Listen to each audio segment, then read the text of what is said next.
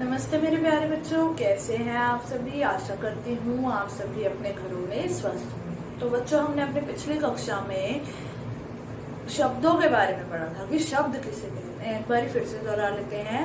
वर्णों का सार्थक समूह जिसका कोई अर्थ होता है उन्हें हम शब्द कहते हैं, जैसे पुस्तक, किताब इत्यादि। ठीक है, तो अब आज हम शुरू करेंगे शब्द की रचना। तो बच्चों देखिए, एक शब्द है सत्य। क्या शब्द है? सत्य। सत्य यानी कि सच। ठीक है, अब अगर मैं इसके सत्य के आगे आ जोड़ दूं तो ये शब्द बन जाएगा असत्य। क्या शब्द बन जाएगा बच्चों? असत्य।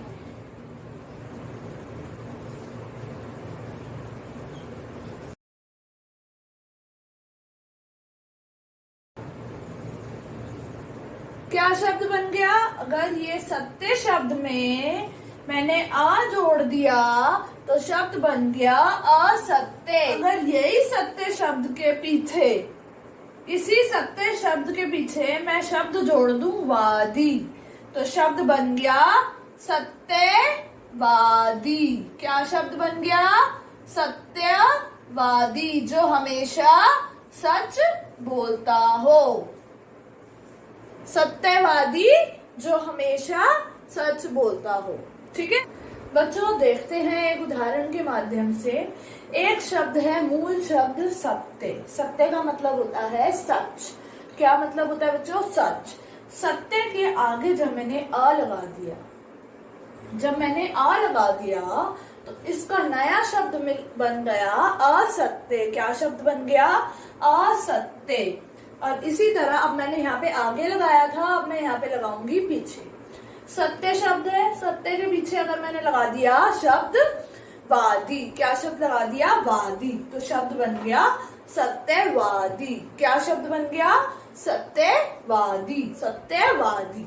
तो बच्चों, देखा हमने कि किस तरह शब्दों के आगे अगर हम कुछ लगा देते हैं और शब्दों के पीछे हम कुछ लगा देते हैं, कोई शब्दांश लगा देते हैं, तो शब्दों का अर्थ किस तरह परिवर्तित हो जाता है और इसी से शब्द नए शब्द बनते हैं। ये नए शब्द बन गए ना, असत्य और सत्यवादी, ये नए शब्द बन गए। तो इस पाठ में हमने यही पढ़ना है कि शब्द की रचना किस तरह होती है, यानी कि नए शब्द किस प्रकार बनते हैं। तो बच्चों, शब्द की रचना के दो मुख्य आधार हैं। पहला है उपसर्ग। क्या है? उपसर्ग। और दूसरा है प्रत्यय। तो अब हम इसमें देखते हैं कि उपसर्ग और प्रत्यय क्या होते हैं। तो बच्चों, अब हम देखते हैं उपसर्ग किसे कहते हैं।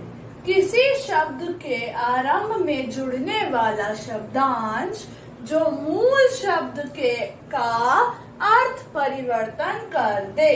तो आइए बच्चों, कुछ उदाहरणों के माध्यम से देखते हैं कि उपसर्ग किसे कहते हैं। पहले हम पढ़ चुके हैं उपसर्ग, जो कि शब्दों के आरंभ में लगता है और नया शब्द बनाता है या शब्द का अर्थ परिवर्तित कर देता है। कुछ उदाहरण देखते हैं।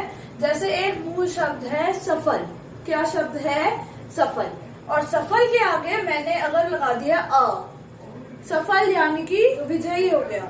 और उसके आगे अगर मैंने अ लगा दिया तो शब्द के अर्थ में परिवर्तन हो गया और नया शब्द बन गया असफल। क्या शब्द बन गया? असफल। आ लगाने से शब्द के अर्थ में परिवर्तन आ गया। और इस आ का, ये जो अ है, इसका अपना कोई भी अर्थ नहीं है, ये दूसरे शब्दों के साथ मिला है, इसलिए इसने अर्थ में परिवर्तन कर दिया। इसी तरह अगला शब्द देखते हैं अपमान। अपमान, मान यानी कि सम्मान। और अगर मैंने उसके आगे अप जोड़ दिया तो शब्द बन गया अपमान। क्या शब्द बन गया बच्चों? अपमान। तो शब्द के अर्थ में परिवर्तन आ गया। तो बच्चों, अब हम देखते हैं प्रत्यय किसे कहते हैं। पहले हमने पढ़ा उपसर्ग, अब हम देखते हैं प्रत्यय। किसी शब्द के अंत में जुड़ने वाला शब्दांश जो मूल शब्द का अर्थ परिवर्तन कर दे। उसमें हमने पढ़ा था किसी शब्द के आरंभ में, यानी कि शब्द के शुरुआत में, और इसमें हमने पढ़ा है शब्द के अंत में। जो शब्द के अंत में लगता है, जो शब्दांश शब्द के अंत में लगकर शब्द का अर्थ बदल दे या अर्थ परिवर्तन कर दे, उसे हम कहते हैं प्रत्यय।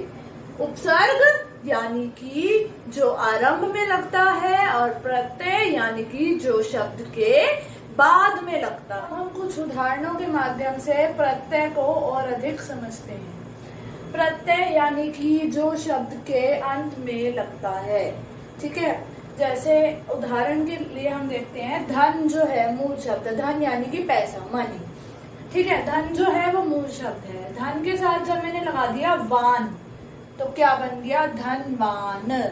धनवान जो कि अमीर होता है। ऐसे ही सत्य के आगे, सत्य जो मूल शब्द है, सत्य में मैंने जब वादी जोड़ दिया, इस वादी और वान का अपना कोई अर्थ नहीं है, इसीलिए ये क्या कहलाएंगे? शब्दांश।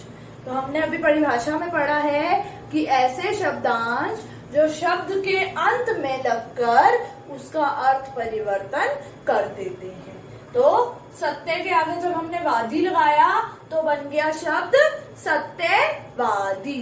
तो इसी के साथ बच्चों हमारी आज की ये कक्षा यही समाप्त होती है। आज का आपका गृह कार्य लिंक में डिस्क्रिप्शन बॉक्स में आपको मिल जाएगा। तो अब हम मिलेंगे अपनी अगली कक्षा में, तब तक के लिए मेरा प्यार भरा नमस्कार।